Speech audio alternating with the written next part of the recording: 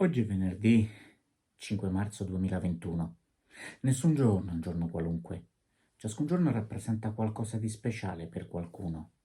La storia ci insegna che ogni giorno può avere un motivo per essere ricordato. 5 marzo 1946. Da Stettino nel Baltico a Trieste nell'Adriatico, una cortina di ferro è scesa attraverso il continente.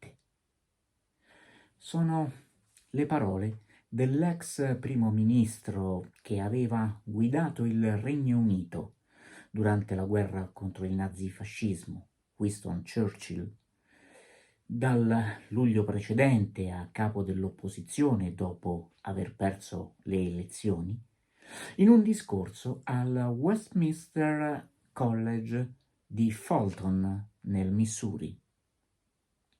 La cortina di ferro di Churchill rappresenta la divisione tra i paesi occidentali alleati degli Stati Uniti e quelli orientali legati all'Unione Sovietica.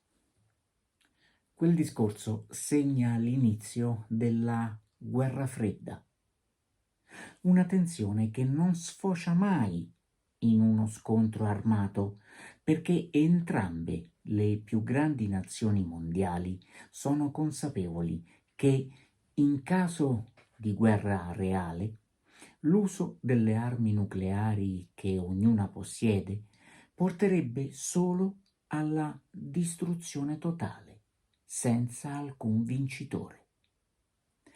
Cortina di ferro diventa così anche la descrizione del sistema di muri e reticolati eretti lungo il confine tra i due blocchi di stati.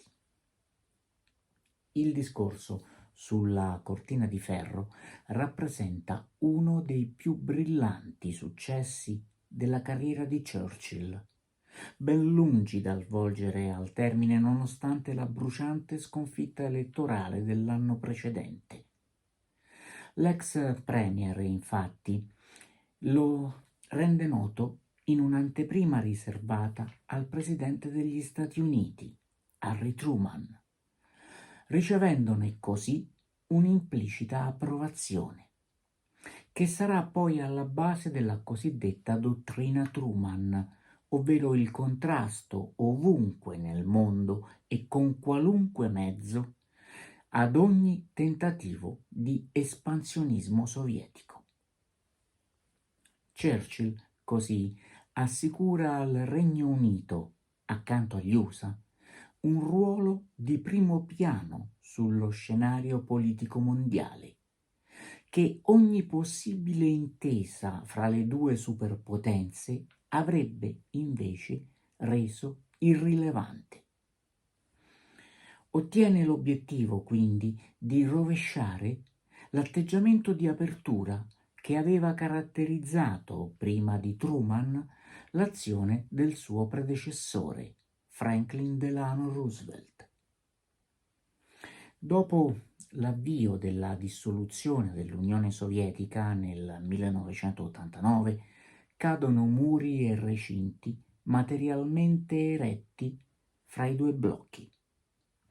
Lungo quel confine era stata creata una zona priva di insediamenti e abitazioni. Caduta anche materialmente la cortina di ferro, oggi quel confine è caratterizzato da una lunga striscia di terreni disabitati, che oggi viene chiamata cortina verde. Ogni giorno può lasciare un segno indelebile. Viverlo con lo spirito giusto può renderlo tale.